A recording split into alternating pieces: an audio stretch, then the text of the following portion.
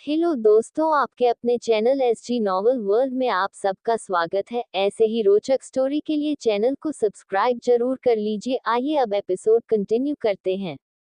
Episode 11, चिंता मत करो, मैं यहाँ कुछ नहीं करने वाला। क्विक किस। शादी संपन्न हो गई थी। अक्षता और एकांश सभी बड़ों का आशीर्वाद ले रहे थे। जहाँ एकांश हद से ज्यादा खुश था, वहीं पर अक्षता अपने ख्यालों में ही घूम थी। अक्षता को एकांश से पहली मुलाकात से लेकर अब तक की सारी चीजें उसके आंखों के सामने घूम रही थी। तभी अचानक से अभिनव आता है और अक्षता के गले लग जाता। अभिनव के अचानक से गले लगने से अक्षता होश में आती है, और फिर जैसे ही अक्षता को एहसास होता है कि अभिनव उसके गले लगा है तो वो भी उसके गले लगाती है। पर अक्षता के बगल में खड़ा एकांश उसे अपनी जलती हुई निगाहों से देख रहा था। एकांश को ये बिल्कुल पसंद नहीं आ रहा था कि कोई और इंसान अक्षता के गले लगे। भले असम में एकांश को नहीं पता था कि अभिनव अक्षता से गले मिला है, क्योंकि एकांश ने अभिनव का चेहरा नहीं देखा था जब वो अक्षता के गले लगा, नहीं तो एकांश को इतनी जलन नहीं होती। कुछ देर गले लगने के बाद अभिनव अक्षता से अलग होता है और उसके फोरहेड पर किस करता है। तब जाकर एकांश अभिनव को देखा है और उसका गुस्सा शांत होता है। एकांश भी अभिनव को समझ पा रहा था, क्योंकि उसकी भी एक बहन थी और एक भाई बहन का रिश्ता वो समझता था। अभिनव जब अक्षता से अलग हुआ तब उसकी नजर एकांश पर गई। एकांश को देखते हैं उसे याद आ गया कि एकांश ने डाइवोर्स पेपर को जला दिया है। उसे याद कर कर अभिनव एकांश के तरफ देखते हुए अपनी भारी आवाज में कहता है, मिस्टर एकांश ओबरॉय, क्या मैं जान सकता हूँ कि आपने डिवोर्स पेपर को क्यों जला दिया, जबकि पैसे आने के बाद आपको मेरी बहन को डिवोर्स देना ही होगा।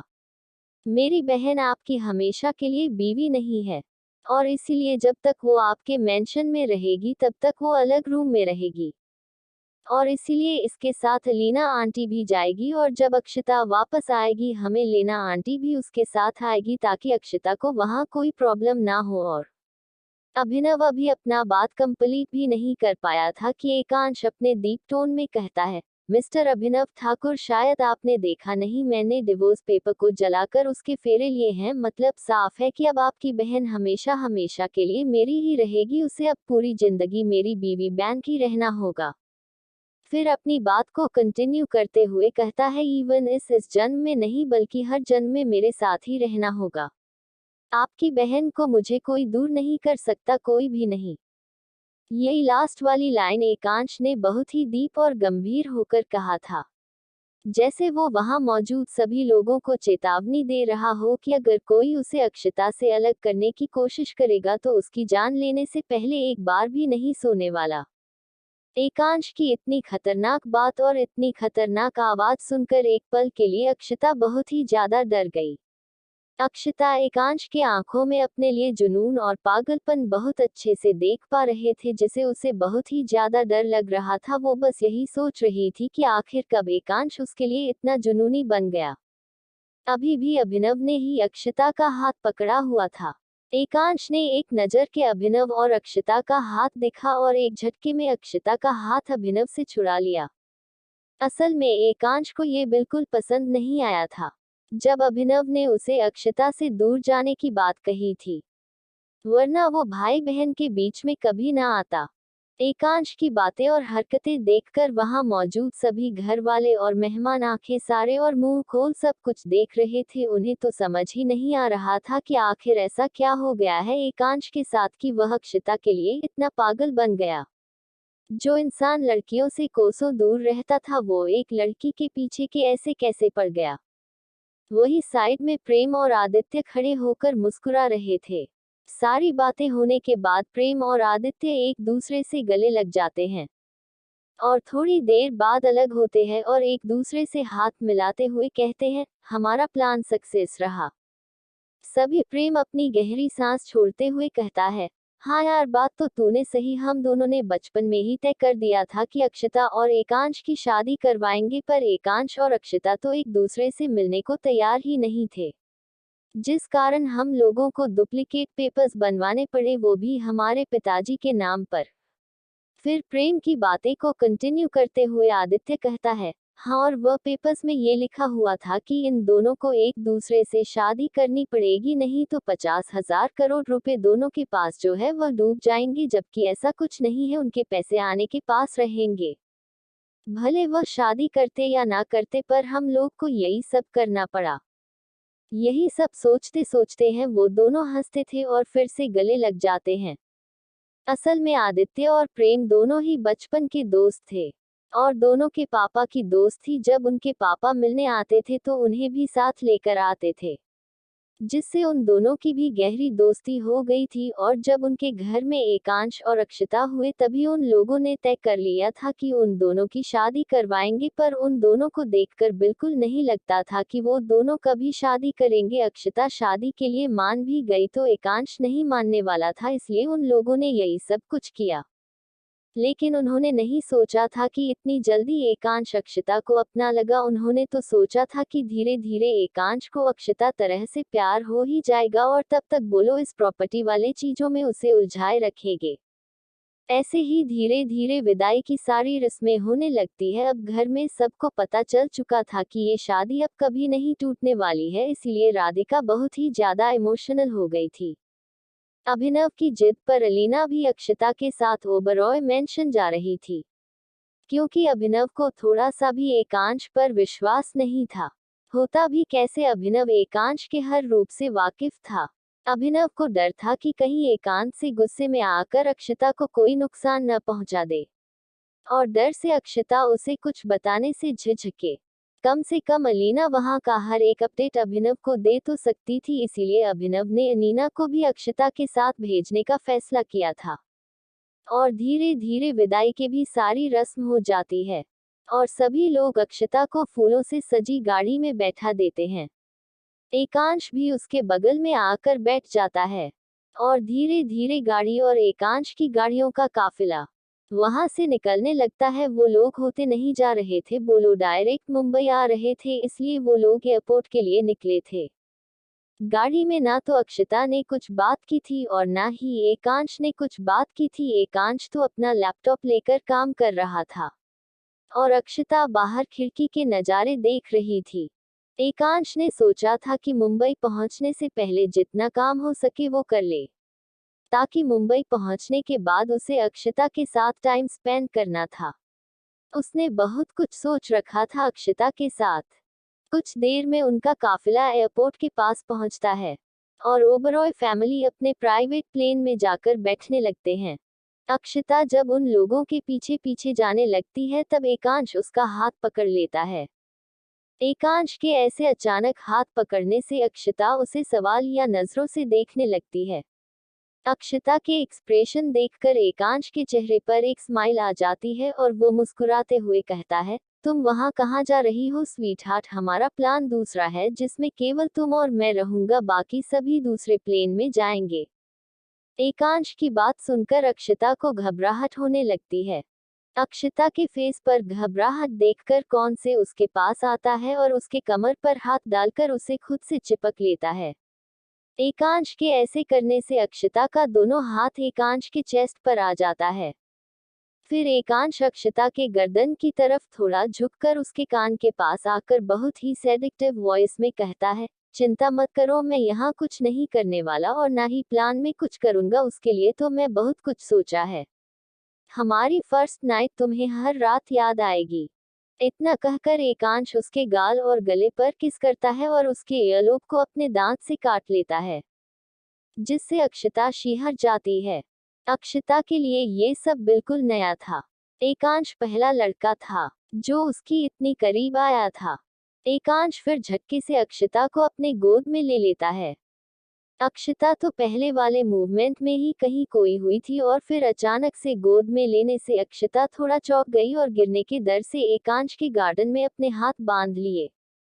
फिर एकांश उसके तरफ देखा है और उसके होठों पर एक क्विक किस कर उससे अलग होता है और अपने प्राइवेट प्लेन में उसे लेकर जाता है।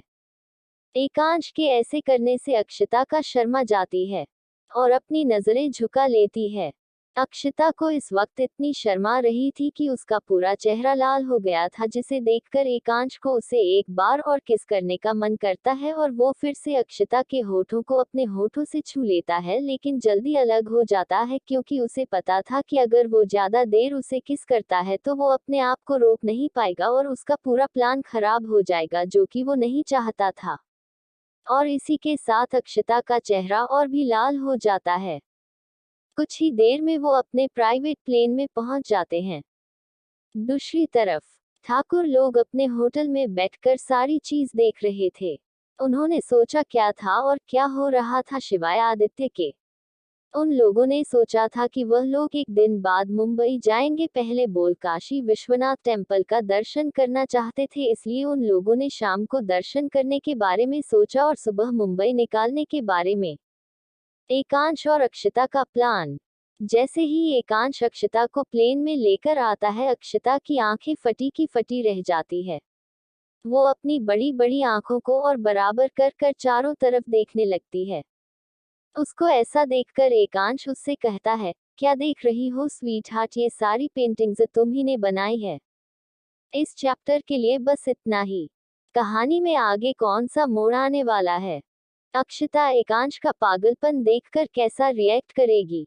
अक्षता प्लेन देखकर इतना सॉफ्ट हुई है तो एकांश का रूम देखकर उसका क्या होगा?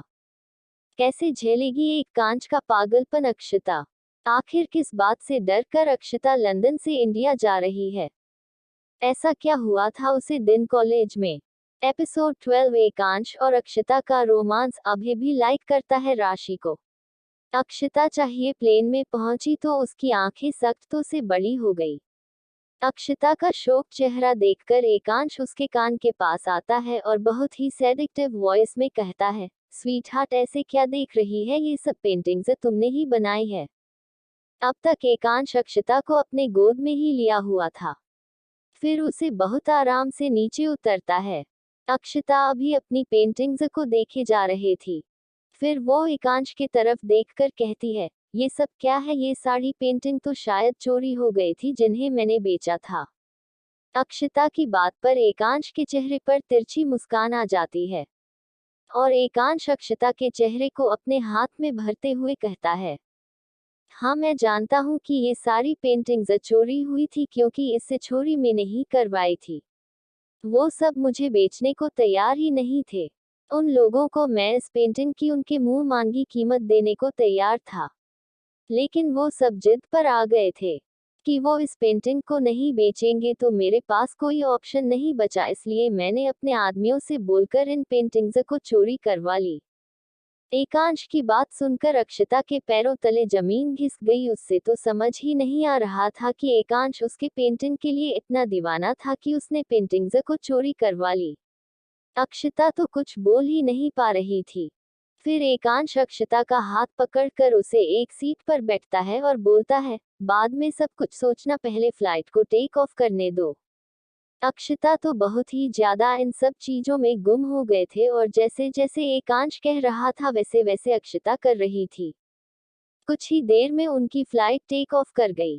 कुछ देर बाद अक्षता होश में आए और एकांश की तरफ देखते हुए कहा, ऐसा क्या है मेरी पेंटिंग में जो आप इतना सब कुछ करने को तैयार होगे? मेरा मतलब है कि आपको एशिया के टॉप बिजनेसमैन में है और आपने पेंटिंग को चोरी करवाई। और अगर मैं गलत नहीं हूं तो आप इन्हीं पेंटिंग्स के वजह से मुझसे शादी की है ना? एकांश जो अपने लैपटॉप पर काम कर रहा था, वो अक्षता की बात सुनकर उसके तरफ देखा है और मुस्कुराते हुए कहता है, इसका जवाब तो हाँ भी है और ना भी। एकांश की गोल मटोल बात सुनकर अक्षता थोड़ा गुस्से में कहती है, इसका क्या मतलब हुआ कि हाँ भी और ना भी, या फिर हाँ होगा या फिर ना होगा? अक्षता का गुस्सा वाला फेस देखकर एकांश उसके गाल पर हाथ रखकर कहता है, सही समय आने पर मैं तुम्हें सब कुछ बता दूंगा या फिर। इतना कहकर एकांश रुक जाता है तो अक्षता फिर से कहती है, क्या फिर या फिर क्या, और वो सही समय कब आएगा जब आप मुझे सब कुछ बताएंगे? एकांश उसके चेहरे की तरफ झुकता है और कहता है, बहुत ज्यादा बहुत जल्द मैं तुम्हें सब कुछ बता दूंगा। और उसके होंठ पर अपने होंठ रख देता है और उसे पैशनेंटली कैसे करने लगता है। पहले तो अक्षता थोड़ा सौख सके, बाद जब उसे समझ आया कि एकांश क्या कर रहा है तब उसे खुद से अलग करने की कोशिश करने लगी, क्योंकि अभी वो इन सब चीजों के लिए बिल्कुल भी तैयार नहीं है। लेकिन एकांश कहाँ उसे छोड़ने वाला था। वो उसे कमर से पकड़कर अक्षता को उठाकर अपने गोद में बैठा लिया और खुद से पूरी तरह से चिपका लिया। लगभग 15 मिनट के बाद एकांश अक्षता को मन मर के छोड़ता है, क्योंकि अक्षता को अब सांस लेने में दिक्कत होने लगी थी। एकांश के छोड़ने पर अक्षता बाद जोर जोर से सांस लेने लगी। उसके जोर जोर से सांस लेने की वजह से अक्षता का चेस्ट एकांश के चेस्ट से टकरा रहा था, क्योंकि एकांश ने बहुत टाइटली अक्षता को अपने से चिपकाए हुआ था, जिससे एकांश के अंदर एक अलग ही सेंसेशन आने लगा। एकांश के लिए कि ये सब बहुत ही नया था, क्योंकि अक्षता से पहले वो किसी भी लड़की के करीब नहीं गया था। एकांश को ये फीलिंग बहुत ही अच्छी भी लग रही थी और इरिटेटिंग भी लग रही थी।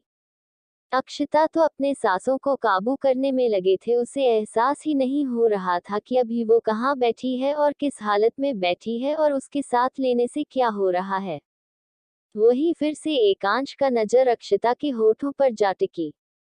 अक्षता की होठ की लिपस्टिक पूरी तरह से फैल चुकी थी। लाल लिपस्टिक लगाने की वजह से उसके वोट हद से ज्यादा लाल देख रहे थे। एक तो एकांश के किस करने की वजह से उसके वोट लाल हो गए थे, ऊपर से वो रेड लिपस्टिक और भी जूसी लेकर दे रहे थे।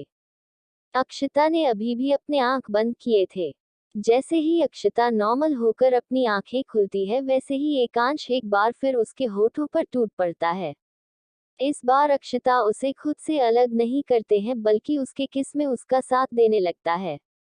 अक्षता को अपना साथ देते देखकर एकांश से एक्साइटेड हो जाता है। अब एकांश के हाथ अक्षता के पूरे शरीर पर घूम रहा थे, जिससे अक्षता के अंदर एक अलग ही फीलिंग डेवलप हो रही थी। तभी एकांश का हाथ अक्षता के चेस्ट पर आ जाता है और वो उसके उभार को बहुत ही अजीब तरीके से मसलने लगता है, जिससे अक्षता की कहाँ निकल जाती है और उसी का फायदा उठाकर एकांश अपनी टांग अक्षता के मुंह के अंदर डाल देता है और उसकी टांग से उसे उलझने लगता है। आज उसके हर एक कोने का जायका लेने लगता है। इसी तरह ये किस उनकी लगभग 20 मिनट तक चलती है। उसके बाद अक्षता को सांस लेने में दिक्कत होने लगती है।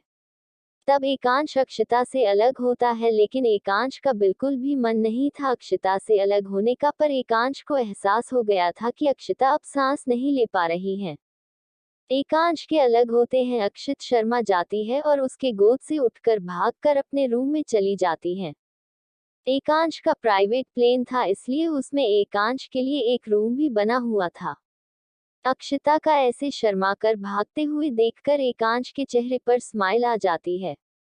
वहीं दूसरे प्लेन में अलीना, दूसरे प्लान में राशि और नैना साथ बैठी थी। उन दोनों को एलिना से बात करने में बड़ा मजा आ रहा था, क्योंकि एलिना अच्छे से हिंदी नहीं बोल पा रही थी और उस हिंदी को वो लोग सुधर रहे थे, जिसे करने में सबसे ज्यादा मजा तो राशि को आ रहा था। राशि अपने मन में ही सोचती है, वाओ, मुझे भी कमजोर कोई आ गया घर में। अब एटले सब कोई मुझे सबसे कमजोर होने का ताना नहीं देगा, अगर कोई देगा तो मैं सबसे कह दूंगी कि मुझे भी कमजोर अलीना है। इतना कहकर वो मुस्कुराने लगती है।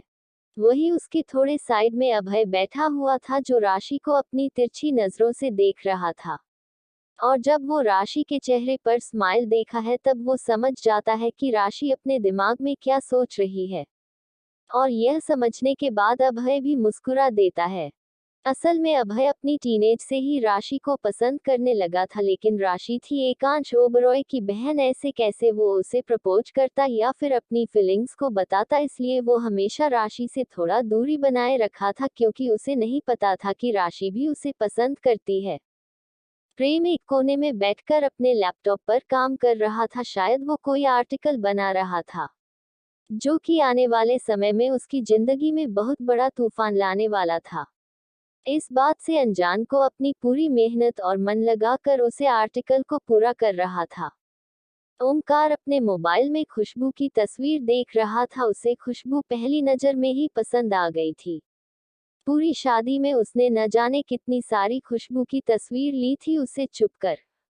ओमकार उन्हीं तस्वीरों को देखकर मुस्कुराया जा रहा था। फिर ओमकार खुशबू के एक तस्वीर को अपने होठों से छूटकर कहता है, कटी पाई बहुत जल्दी तुम मेरी बनोगी।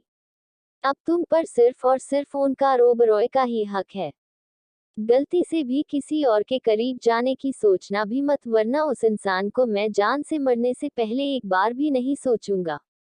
इतना कहकर वो मुस्कुरा देता है। उसकी मुस्कुराहट बहुत ही डेंजरस थी, जैसे उसके दिमाग में कुछ चल रहा हो जो कि खुशबू के लिए शायद सही नहीं था। इसी तरह सब अपने अपने काम में लगे हुए थे और जर्नी को एंजॉय करने थे। वही बनारस में अभिनव, आदित्य, राधिका और बाकी के सभी फैमिली काशी विश्वनाथ टेम्पल दर्शन करने गए थे। वहां पर उन लोगों ने सभी के लिए प्रार्थना की और अक्षता के लिए भी प्रार्थना की कि वह अपनी आने वाली जिंदगी में अच्छे से रहे। और फिर वो लोग अपने होटल में आ गए और अपनी पैकिंग करने लगे। एपिसोड 13, सबकी बेचैनी। कुछ समय में एकांश, अक्षता और बाकी घर वाले की प्लेन मुंबई पहुंच गई थी। प्लेन की तेराही अक्षता और एकांश अलग कार में गए थे। एकांश अक्षता के पहुंचने से पहले ही प्रेम और नैना पहुंच गए थे और बाकी के घर वाले अपने महल पहुंच गए थे। कुछ देर में एकांश और अक्षता भी पहुंच गए। अक्षता का गृह प्रवेश नैना ने बहुत ही अच्छे तरीके से करवाया। इसी तरह सारी रस्में होते होते आधी रात हो गई। एकांश तो इन सब चीजों से बहुत ही ज्यादा इरिटेट हो रहा था, क्योंकि उसे जल्द से जल्द अपनी फर्स्ट नाइट माननी थी। जैसे ही सारी रस्में कंप्लीट हुई, एकांश अक्षता का हाथ पकड़कर उसे अपने रूम में ले जाने लगा। लेकिन तभी अक्षता का दूसरा हाथ नैना ने पकड़ लिया और एकांश की तरफ अपनी इंडेक्स फिंगर पॉइंट करते हुए कहा, कहाँ ले जा रहे हैं, बरखुरधारिन है। हम आपको बता दें कि आज काल रात्रि है, तो आज आप दोनों एक साथ नहीं रह सकते।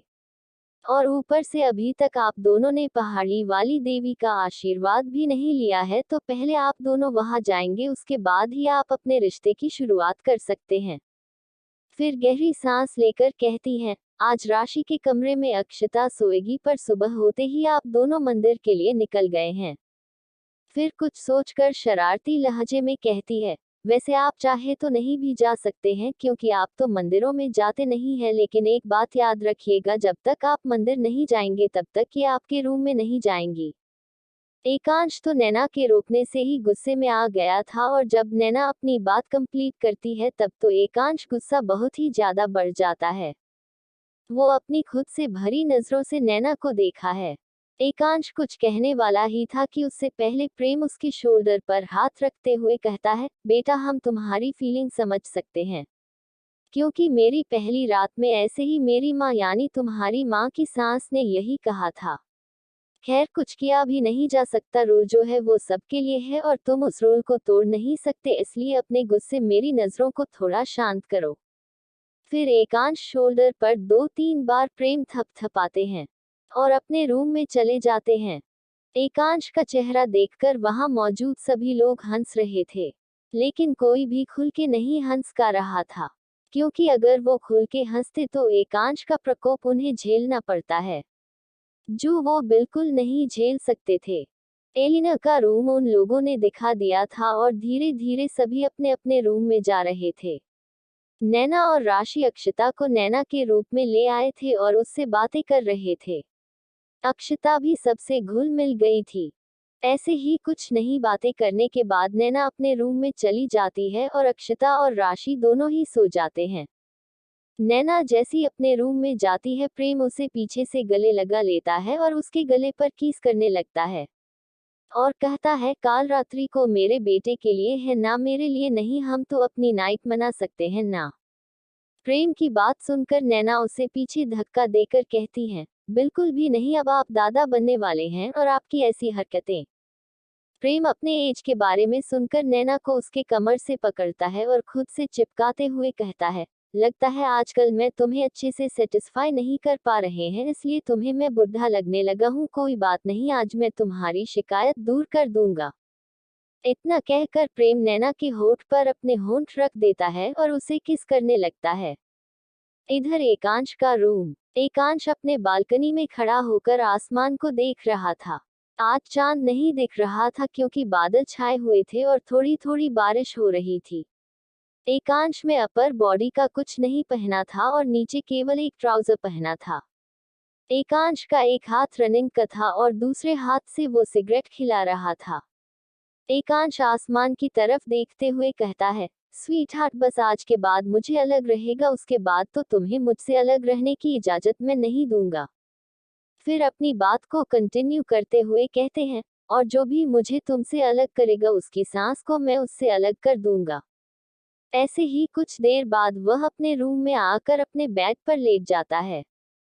ओंकार के रूम में ओंकार बेड पर लाकर अपने मोबाइल में खुशबू की तस्वीर देख रहा था और अपने दिमाग में प्लानिंग कर रहा था कि कैसे हो खुशबू को अपना बना सके। फिर कुछ सोचते हैं मैं कहता है, भाई कब ठीक है, बिना कुछ किए हैं उनको उनकी पसंद वाली मिल गई और यहाँ मुझे इतनी प्लानिंग करने कर रही है। फिर खुशबू की तस्वीर को अजीब तरीके से छूटे हुए कहते हैं, कुछ भी हो कटी पाए, बहुत जल्दी मैं तुम्हारी तस्वीर को नहीं बल्कि तुम्हें छोड़ूंगा।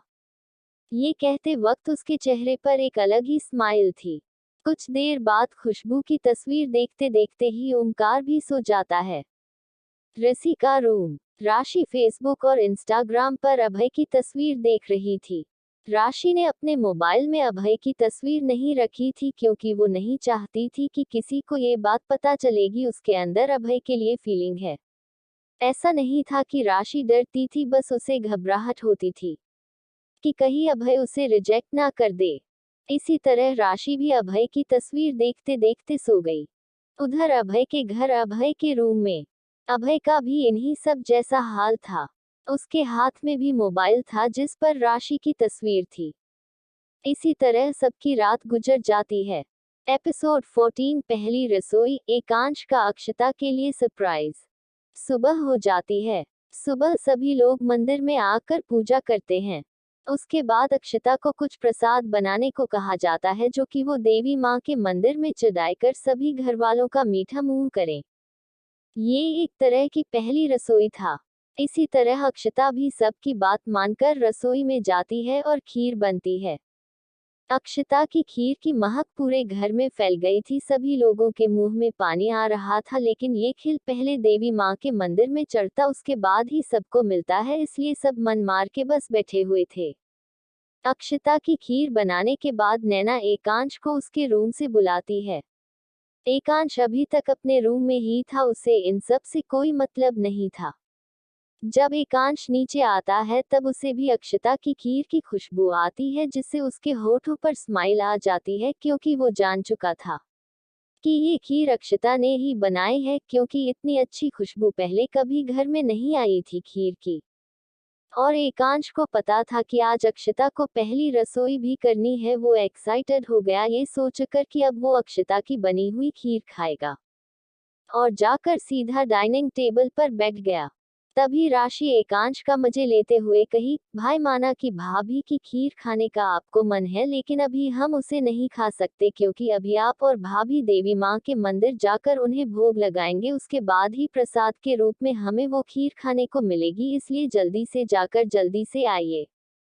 राशि की बात में हाँ में हाँ मिलाते हुए ओंकार भी कहता है, हाँ भाई जल्दी से जाकर लिए, क्योंकि ना भाभी का खीर की खुशबू इतनी अच्छी लग रही है, खाने में कितना मजा आएगा। उन सब की बात सुनकर एकांश को बहुत ही चीड़ होता है। वो कितना खुश हुआ था कि आज उसे अक्षता के हाथ का खीर खाने को मिलेगा, लेकिन यहाँ तो अलग ही खेल चल रहा था। तब तक वहां पर नैना भी आ जाती है और एकांश को कहती है, हाँ एकांश आप जाए और जाकर देवी माँ का आशीर्वाद ले लिए। नैना की बात सुनकर ना चाहते हुए भी एकांश को डाइनिंग टेबल से उठाना पड़ता है। फिर वो देखता है कि अक्षता एक कोने में एक बोल लेकर खड़ी है जिसमें खीर था, लेकिन जब वो अक्षता को देखा है तो उसे देखा ही रह जाता है। अक्षता ने रेड और येलो कॉम्बिनेशन सेटिंग वाली साड़ी पहनी थी जिसमें पिंक रंग का बॉर्डर था, जिस पर गोल्ड और डायमंड से वर्क किया गया था, और कान में डायमंड का ईयरिंग पहना हुआ था। अक्षता का ब्लाउज थोड़ा डीप था और पीछे से ब्लैक लिस्ट था जो एक पतली डोरी से बंधा हुआ था। वैसे अक्षता का बैग दिख नहीं रहा था क्योंकि उसने अपने पूरे बाल खुला छोड़े थे जो कि उसकी पूरे पीठ पर बिखरे हुए थे और कुछ बोल उसके गालों को छू रहे थे। उसने बीच से अपनी मांग निकली थी और उसने बहुत ही गहरा लाल रंग का सिंदूर लगाया हुआ था। गले में मंगलसूत्र था जो कि एकांश के नाम का था। ओवरऑल अक्षता आजकल से भी ज्यादा सुंदर लग रही थी। एकांश तो अक्षता की खूबसूरती में ही खो गया था। तभी नैना एकांशु को पुकारते हुए कहती है, बेटा आप कहाँ खो गए, जाइए जाकर देवी माँ का आशीर्वाद लेकर आई, जब तक आप आएंगे नहीं तब तक हम कुछ नहीं खा सकते।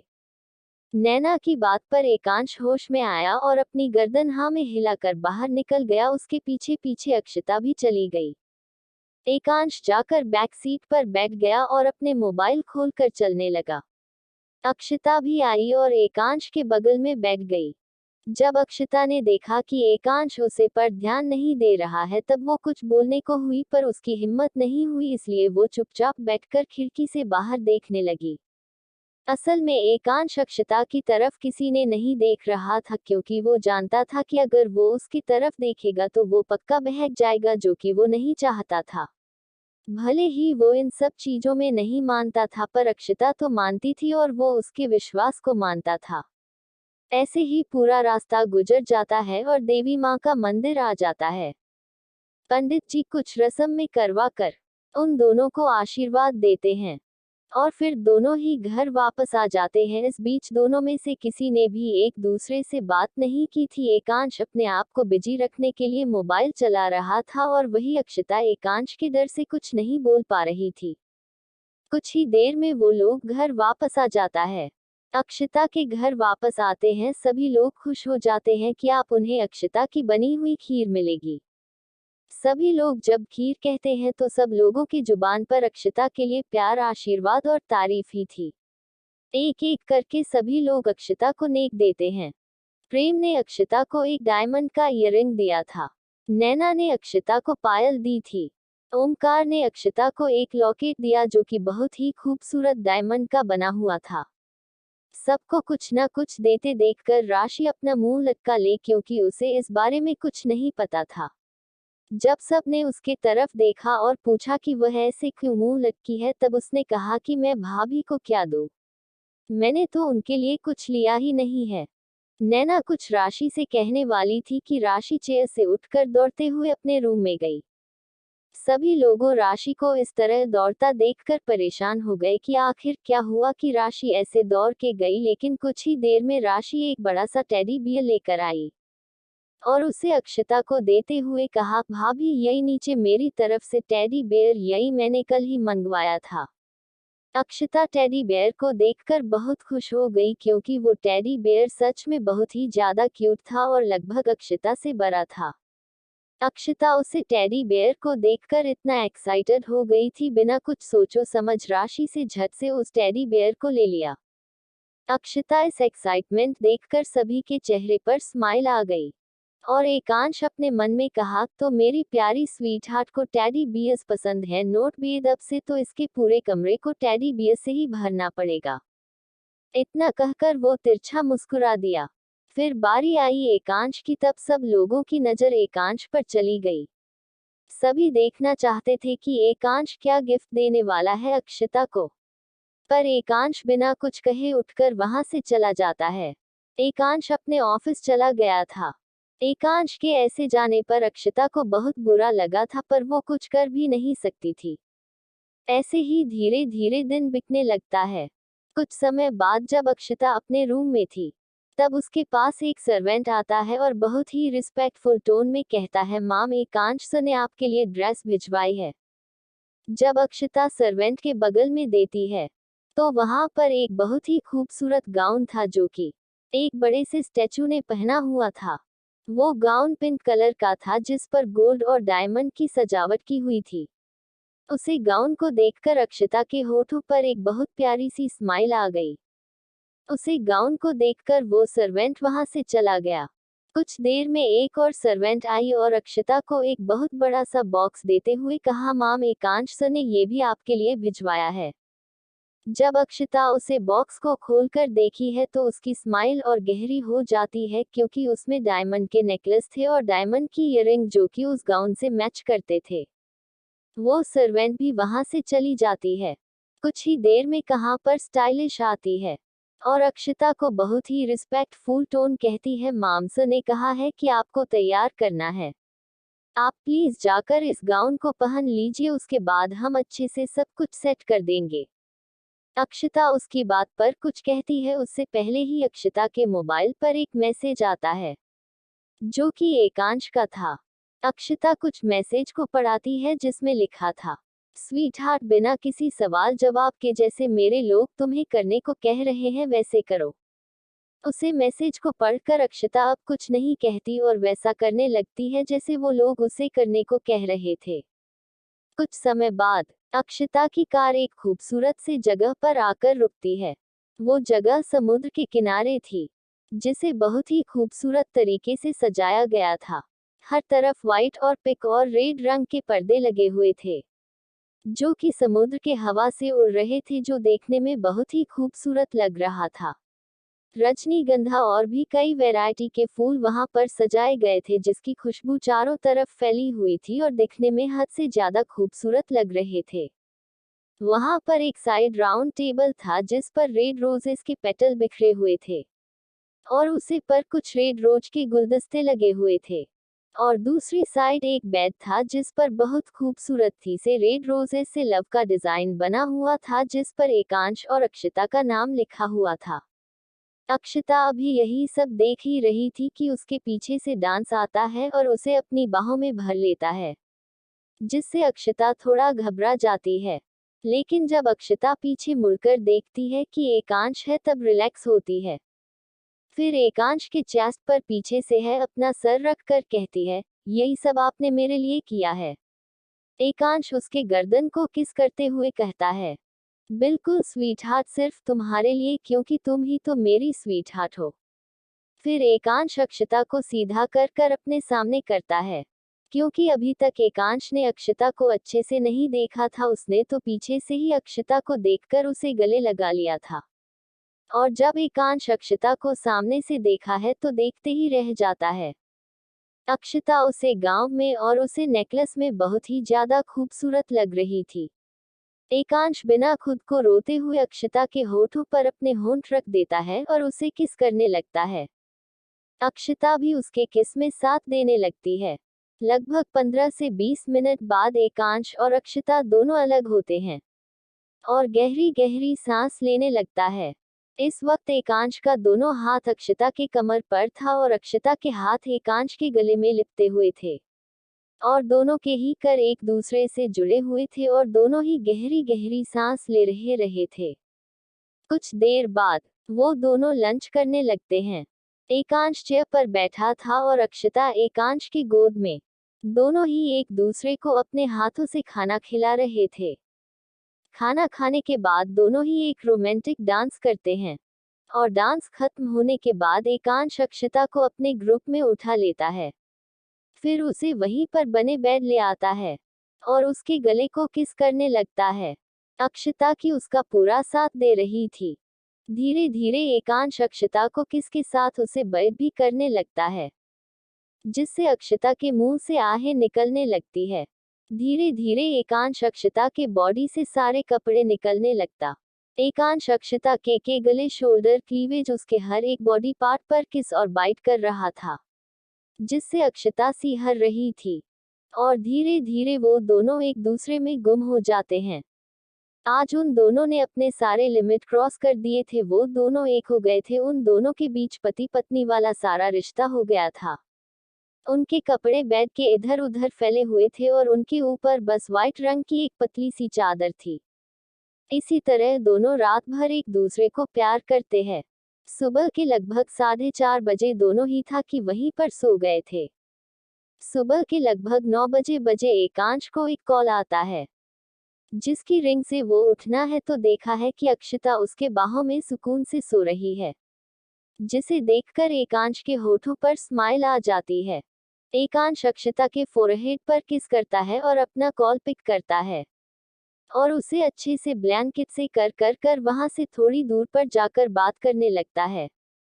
और जैसे जैसे बात हो रही थी एकांश का गुस्सा बढ़ते जा रहा था। फिर एकांश अक्षता के तरफ देखा है और अपने दांत पीसते हुए गुस्से में कहता है, तुमने ये ठीक नहीं किया स्वीटहार्ट, इसकी सजा तुम्हें जरूर मिलेगी। एपिसोड 15, आप अपने ही बच्चे को क्यों मारना चाहते हैं। सभी की जिंदगी बहुत अच्छे तरीके से चल रही थी। इसी तरह एक महीना कब बीत जाता है किसी को पता ही नहीं चलता। इस एक महीना में बहुत कुछ बदला था। एकांश और अक्षता की बॉन्डिंग बहुत ही अच्छी हो गई थी। वहीं अभय और राशि एक दूसरे से पहले से ज्यादा बात करने लगे थे। ओमकार खुशबू के बारे में बहुत कुछ जान चुका था और उसे इम्प्रेस करने के लिए नए नए तरीके के इंतजाम कर रहा था। अभिनव भी अपने काम में व्यस्त हो गया था। अश्वी पेरिस में पढ़ रही थी, इसलिए अभिनव उससे कांटेक्ट नहीं कर पा रहा था। इवन अश्वी तो शादी अटेंड करने भी नहीं आई थी क्योंकि उसे समय उसके सेमेस्टर के एग्जाम चल रहे थे। रात का समय, एक लड़की बेतहासा रोड पर दौड़े जा रही थी। उसके पाँव में छाले पड़ गए थे। उसके बाल बिखरे हुए थे। वो बार बार पीछे मुड़कर देख रही थी। तभी एक गाड़ी उसके सामने आती है जिसकी हेडलाइट की रोशनी के चलते वो लड़की अपने आंखों के सामने अपने हाथ रख लेती है। तभी उस गाड़ी का बैक डोर खुलता है और उसमें से एक लंबा चौड़ा शख्स बाहर निकलता है। आगे रोशनी के वजह से उसे शख्स का चेहरा नहीं दिख रहा था। तभी हेडलाइट बंद होती है और वो शख्स चलते हुए आगे आता है। हेडलाइट बंद होने से वो लड़की अपने आंखों पर से अपना हाथ हटाती है और सामने खड़े इंसान को देखकर डर जाती है और अपने कदम पीछे करने लगती है। पर तभी उसके पीछे उसे इंसान के बॉडीगार्ड्स आकर उसे जाने से रोक देते हैं, जिससे वो लड़की वहीं पर जोर जोर से रोने लगती है और अपने हाथ जोड़कर कहती है, एकांश एकांश, आप हमें क्यों मारना चाहते हैं। आप तो बड़े बड़े दावे करते थे कि आप हमसे बहुत प्यार करते हैं, पर आप हमें आज मरना चाहते हैं, क्यों। फिर अपने पेट पर हाथ रखकर कहती है, एकांश, मेरे अंदर आपका बच्चा है, आप अपने ही बच्चे को क्यों मारना चाहते हैं। फिर अपने हाथ जोड़कर कहती है, एकांश, हम आपके सामने हाथ जोड़ते हैं, आप हमें यहाँ से जाने दीजिए। हम आपसे वादा करते हैं कि हम आपके सामने कभी नहीं आएंगे, हम यहाँ से बहुत दूर चले जाएंगे। उसे लड़की की दूर जाने वाली बात सुनकर एकांश अपनी डेविल टोन में कहता है, खबरदार स्वीटहार्ट, जो तुम मुझसे दूर जाने की बारे में सोची भी, तुम्हें मेरे साथ चलना होगा, इसलिए चुपचाप चलो मेरे साथ। अब तक तो आप लोग समझ ही गए होंगे कि ये दोनों कोई और नहीं बल्कि एकांश और अक्षता है। कोष्टक।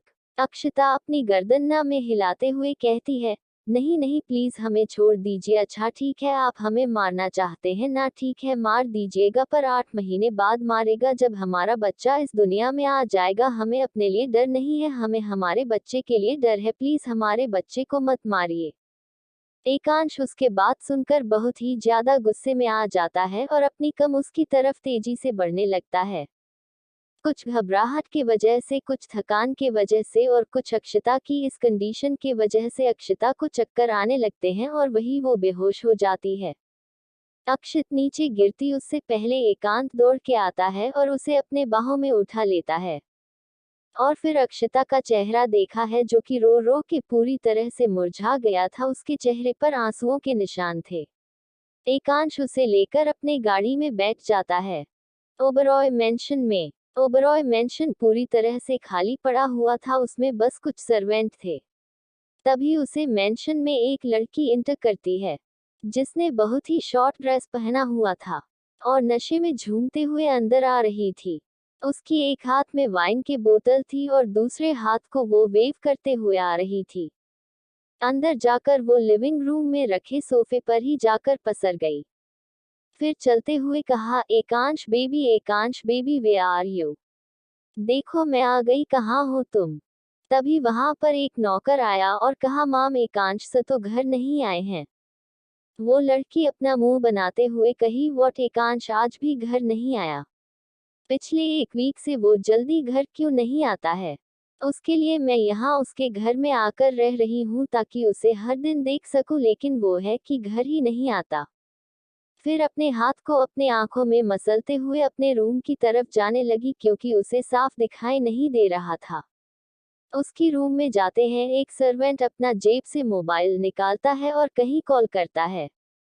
कुछ दिन जाने के बाद दूसरी तरफ से कॉल उठ जाती है। वो सर्वेंट कहता है, सर कामिनी मैडम घर वापस आ गए हैं और हर दिन की तरह नशे में है। उधर साइड से वो आदमी कहता है, ठीक है उसे पर हर हमेशा नजर रखो और याद रहे उसकी पाल पाल की खबर मुझे चाहिए। वो सर्वेंट बहुत ही रिस्पेक्टफुल टोन में कहता है, ओके सर, जैसा आप कह रहे हैं बिल्कुल वैसे ही होगा, आपको कामिनी मैडम की सारी इंफॉर्मेशन टाइम टू टाइम मिल जाएगी। उधर से वो शख्स कहता है, गुड, वेरी गुड, यही तुम्हारे लिए अच्छा होगा। इतना कहकर दोनों ही फोन कट कर देते हैं। एक दूसरे विला में राशि, ओमकार, नैना, प्रेम, अलीना और बाकी के कुछ सर्वेंट इस घर में थे। राशि नैना के गोद में सर रखकर लेटी हुई थी और सभी लोग हाल में मौजूद थे और सब सोफे पर बैठे हुए थे। ओमकार अपनी भारी आवाज में कहता है, दिस इज नॉट फेयर, हम लोगों को उस कामिनी को ओबरॉय मेंशन से निकलना था, ना कि खुद बाहर निकल जाना था। पिछले एक वीक से हम लोग यहाँ पर हैं, जबकि उसे किसी खंडहर में रहना चाहिए था। उसकी बात पर नैना थोड़ा उदास भरे आवाज में कहती है, हम कर भी क्या सकते हैं, मेरा बेटा एकांश है, पर आज मुझे उसे अपना बेटा कहने में भी शर्म आ रही है। जब उसे अक्षता के साथ रहना ही नहीं था तो उसके साथ अपने संबंध क्यों बनाए। आज मुझे अपनी ही परवरिश पर शर्म आ रही है। मेरा बेटा अपनी ही बीवी और बच्चे की जान के पीछे पड़ा है और वो भी उसे कामिनी के चलते। न जाने कौन सा जादू टोना टोटका करके उसे अपने बस में कर रखा है। तभी राशि पूछता है और नैना के चेहरे को अपने दोनों हाथों में भरकर कहती है, तुम उदास मत होना, देखना सब कुछ बहुत जल्दी ठीक हो जाएगा। तभी प्रेम भी कहता है, हाँ नैना तुम उदास मत हो, देखना बहुत जल्द सब कुछ ठीक हो जाएगा और तुम्हारा पोता तुम्हारी गोद में खेलेगा। प्रेम की बात सुनकर नैना कहती है, भगवान करे कि आप लोग जो कह रहे हैं वो सही हो और अच्छी तरह यहाँ से चली गई हो एकांश से दूर। फिर कुछ देर रुक के कहती है, मैंने ही कितनी मुश्किल से उसे यहाँ से भगाया है, नहीं तो एकांश ने तो पूरे घर के चारों तरफ अपने बॉडीगार्ड्स लगा रखे हैं, जो एकांश को हर पल की खबर देते हैं। बस अक्षता यहाँ से चली गई है, ये खबर एकांश तक न पहुँचे और अक्षता सही सलामत यहाँ से दूर चली जाए। बाकी का नेक्स्ट एपिसोड नेक्स्ट पार्ट में कवर करेंगे। कहानी को लाइक, शेयर, कमेंट जरूर करें और प्लीज लाइक भी जरूर करें। Thank you.